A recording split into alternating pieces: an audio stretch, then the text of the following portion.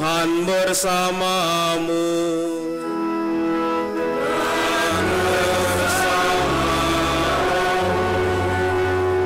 Inilah Injil Yesus Kristus menurut Santo Markus.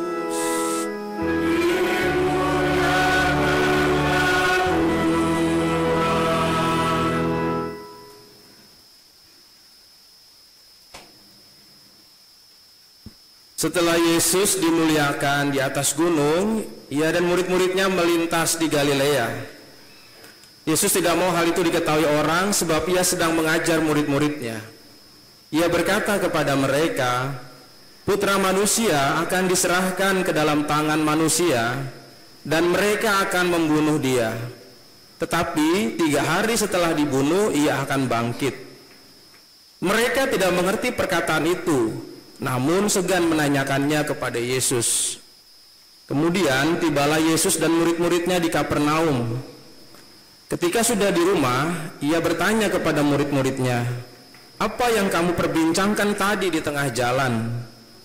Tetapi mereka diam, sebab di tengah jalan tadi mereka mempertengkarkan siapa yang terbesar di antara mereka. Lalu Yesus duduk dan memanggil ke-12 murid itu. Katanya kepada mereka, "Jika seseorang ingin menjadi yang pertama, hendaklah ia menjadi yang terakhir dari semuanya dan menjadi pelayan dari semuanya itu." Yesus lalu mengambil seorang anak kecil dan menempatkannya di tengah-tengah mereka. Kemudian ia memeluk anak itu dan berkata kepada mereka, "Siapa saja yang menyambut seorang anak seperti ini, dalam namaku ia menyambut aku.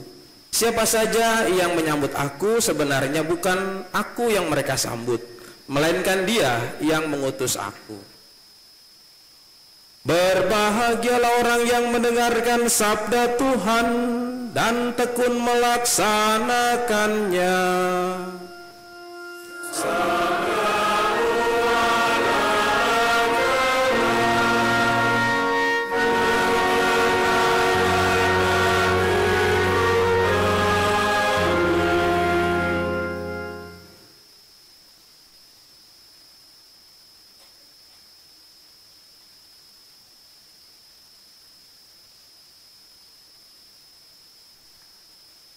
Bapak, Ibu, saudara-saudari, selamat pagi.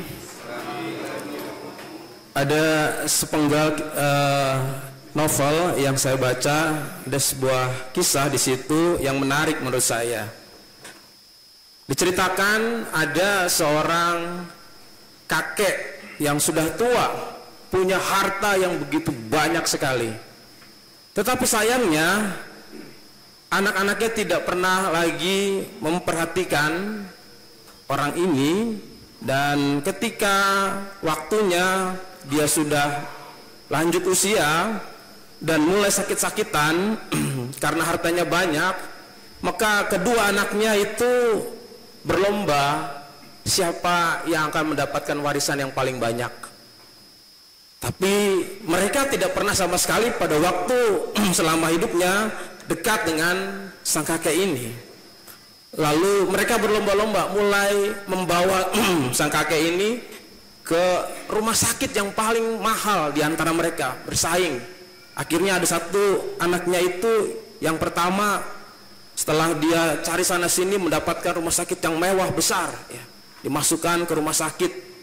Dan akhirnya setelah itu kemudian tidak kalah bersaing lagi, yang berikutnya mau menemani di situ, membawakan dan juga memberikan buah dan segala macam. Yang kedua, mereka bersaing. Sang kakek ini dengan senyum-senyum, dia kemudian pada waktunya mulai mau menemui ajalnya, mereka minta suster, "Suster, panggil kedua anak saya." Akhirnya kedua anak itu datang dan ditanya sama susternya, "Anda datang, kakek sudah mau meninggal ini."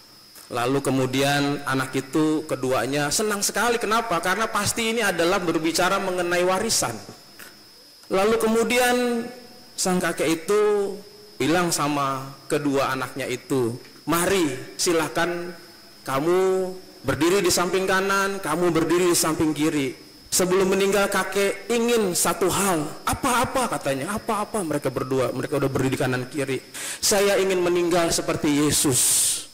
Waduh, bagaimana mereka bingung. Yaitu Yesus meninggal di antara kedua penjahat di kanan dan kirinya. Gitu. Kakeknya tahu. Ceritanya sepenggal sampai di situ saja, saudara-saudari. Bersaing dan mencari sesuatu yang menjadi nomor satu secara kompetitif, ini adalah hal yang selalu terjadi dan lumrah sekali. Dan tentu dunia menawarkan itu. Orang ingin mencari yang terbaik dan ingin mendapatkan yang terbaik, yang juga menjadi hal yang mereka kejar. Dan kita semua juga melakukan hal itu. Saudara-saudari, tentu hal yang kita alami dalam kenyataan sehari-hari. Bukan saja kita melihat dalam televisi, di iklan banyak produk yang menawarkan dan ingin menjadi yang nomor satu, kecap dan sebagainya. Tetapi juga banyak hal yang terjadi sehari-hari. Misalnya di dalam artikel-artikel yang mungkin sudah baca. Di Indonesia itu jumlah untuk pencari pekerja itu berbanding terbalik. 70% itu adalah orang-orang yang mencari kerja dan 30% itu adalah lapangan pekerjaan yang ada. Bayangkan itu, semua berkompetisi dan semua ingin mencari kerja. Tetapi hal yang kebalikannya, di dunia laki-laki itu jumlahnya sedikit, 30%, sedangkan wanita 70%. Itu pun sudah dikurangi oleh pastor dan frater ya, nggak menikah begitu ya. Sehingga wanita berkompetitif untuk mendapatkan jodohnya, sehingga banyak yang jomblo kayaknya ya. Nah saudara-saudari, tentu hal itu dalam dunia kompetitif itu menjadi juara satu, hal yang tentu lumrah. Kalau kita melihat dalam cara pandang dalam gereja, dalam Injil hari ini, hal itu pun juga Tuhan tidak mengatakan jangan menjadi juara satu, jangan menjadi yang terbesar. Tetapi Tuhan menawarkan suatu cara atau jalan. Nah saudara-saudari, ini adalah sebuah cara atau jalan yang ditawarkan. Kita boleh menjadi yang terbaik, kita boleh menjadi juara satu, kita boleh berkompetisi, kita boleh melakukan sesuatu yang memberikan yang terbaik. Tetapi ada satu hal yang perlu kita lihat, bagaimana jalannya menurut Injil. Hari ini kita diajak untuk mendengarkan dalam bacaan-bacaan, terutama dalam kisah ini, adalah cara bagaimana orang bisa menjadi yang terbaik itu. Kalau kita dengarkan, ada dua hal cerita yang memang sengaja disatukan dalam kisah Injil Markus ini. Yang pertama adalah Yesus memberitahukan tentang penderitaannya. Ini yang kedua kalinya. Yang pertama dibacakan minggu lalu. Ini yang kedua kalinya. Dia mengatakan bahwa ia akan diserahkan ke tangan manusia, dibunuh, dan 3 hari kemudian akan bangkit. Saudara-saudari, kata bangkit ini adalah suatu hal yang tentu saja kalau dipikirkan ini memiliki suatu makna yang dalam. Bangkit dari kematian itu ditinggikan. Ini menjadi sesuatu yang nomor satu, sesuatu yang besar, sesuatu yang luar biasa. Ia dibangkitkan, ditinggikan. Tetapi para murid itu melihat apa yang dikatakan Yesus tidak demikian. Yang dilihat adalah atau yang didengarkan diserahkan, lalu dibunuh dan mati. Maka mereka tidak mengerti dan tidak tertarik dengan hal itu. Malah mereka membicarakan siapa yang terbesar di antara mereka. Ini cerita yang kedua. Mereka ingin juga yang terbesar, tetapi ada kata di balik itu, mereka berdebat. Mereka berdebat memperbincangkan siapa yang terbesar. Saudara-saudara bisa perhatikan dua hal ini. Yang pertama adalah kebangkitan yang menjadi sesuatu yang paling besar, yang nomor satu, menjadi juara dengan cara yang ditempuh oleh Yesus, jalan salib. Yang satu lagi yaitu adalah ingin menjadi yang terbesar, tetapi dengan kompetitif, lalu kemudian ada perdebatan, lalu kemudian ada cekcok, lalu ada konflik. Saudara-saudari bisa lihat di sini kira-kira mana yang menjadi kompetitif, yang dimaksud dalam Injil ini, yang dituju, yang tentu saja pada hari ini orang diajak untuk melihat dua hal itu. Yang pertama, cara pandang dunia, orang menjadi besar dengan percekcokan, dengan senggol sana, senggol sini, dengan persaingan. Satu lagi yaitu adalah dengan sesuatu yang lain, yaitu dengan jalan salib itu. Nah, saudara-saudari, dua hal yang ditawarkan ini jalannya berbeda, tetapi menjadi yang nomor satu itu tetap adalah tujuannya. Kebangkitan itu adalah tujuannya, itu juga adalah yang nomor satu. Sedangkan orang ingin menjadi yang besar, itu juga memang yang dicari banyak orang. Tetapi yang jalannya ada yang kompetitif, ada yang saling konflik, ada yang saling bersaing dengan berbagai macam jalan yang tidak benar. Sementara jalan salib adalah yang ditawarkan. Apa jalan salib itu? Nah, ini yang sekali lagi disalah dipahami. Para murid itu melihat jalan salib itu adalah sesuatu yang berat, sesuatu yang dipanggul, sesuatu yang penderitaan yang luar biasa. Tetapi dijelaskan apa itu jalan salib. Jalan salib yang dimaksud di sini yaitu kalau kamu ingin menjadi yang terbesar, jadilah yang terakhir dan jadilah pelayan. Jadi yang terakhir dan jadi pelayan, ini persis yang dilakukan Yesus. Ia walaupun adalah Allah, kemudian menjadi manusia, merendahkan diri, menjadi pelayan. Artinya ia menyerahkan dirinya dan banyak mengorbankan diri untuk orang lain supaya dia juga akhirnya ditinggikan dari kematian dan dibangkitkan. Jalan menjadi yang besar ternyata adalah harus menjadi pelayan dan harus menjadi yang terakhir, bukan dengan jalan yang tentu saja menghalalkan segala cara. Ada banyak hal yang tentu saja membuat orang melakukan hal itu dengan jalan pintas dan sebagainya. Tetapi Injil pada hari ini menawarkan suatu cara lain. Kalau mau menjadi yang terbesar, kita harus menjadi pelayan. Melayani artinya menyerahkan dan mengorbankan diri. Ada banyak hal yang menjadi contoh. Kalau tidak mungkin seorang menjadi besar namanya, contoh kita bilang saja siapa? Santo dan Santa misalnya. Menjadi orang yang diagungkan, lalu kemudian dihormati, tidak mungkin tanpa ada pengorbanannya. Tidak mungkin tanpa menyerahkan dirinya.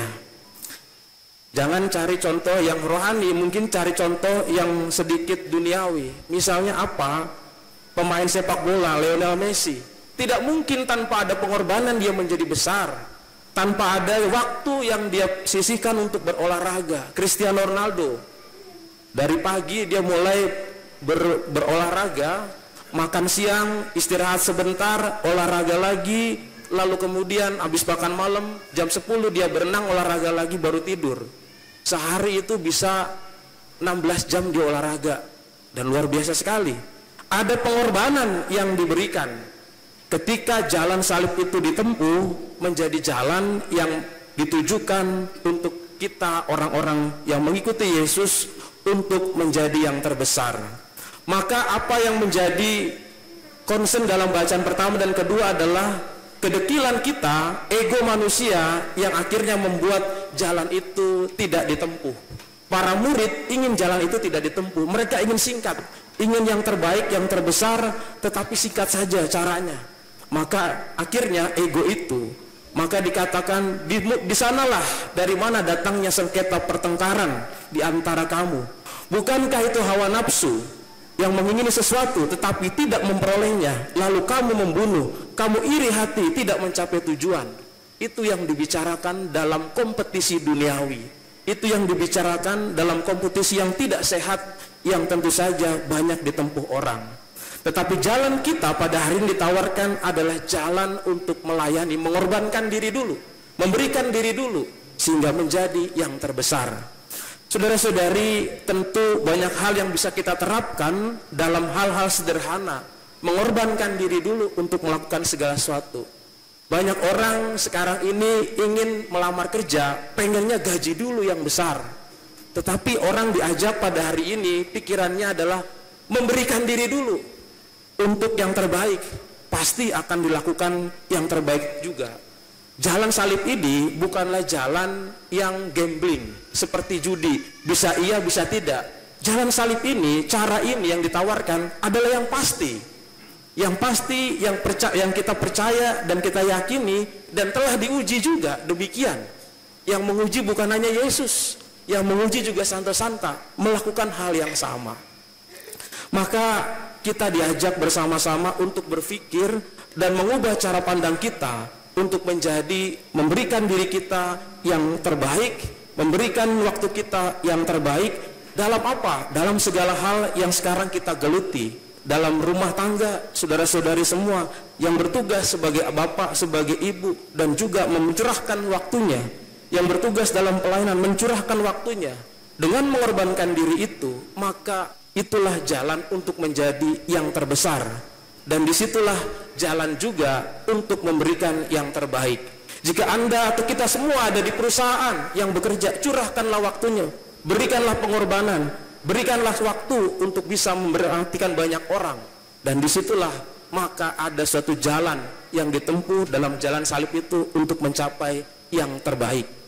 Maka mari kita mohon rahmat Tuhan, semoga Allah memberkati kita dalam jalan yang kita tempuh ini dan mengubah cara pandang kita dalam jalan-jalan yang tentu saja banyak dikuasai oleh kegelapan dan juga oleh hal-hal yang tidak sehat.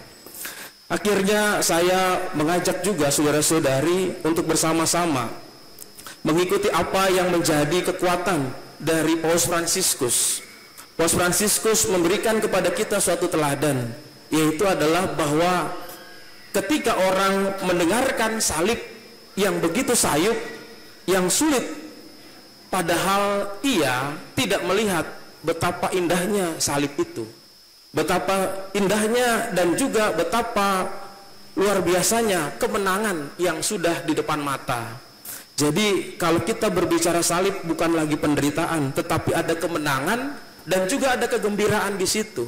Karena itu adalah jalan menuju kebangkitan, jalan menuju kemenangan. Semoga Tuhan memberkati kita. Amin.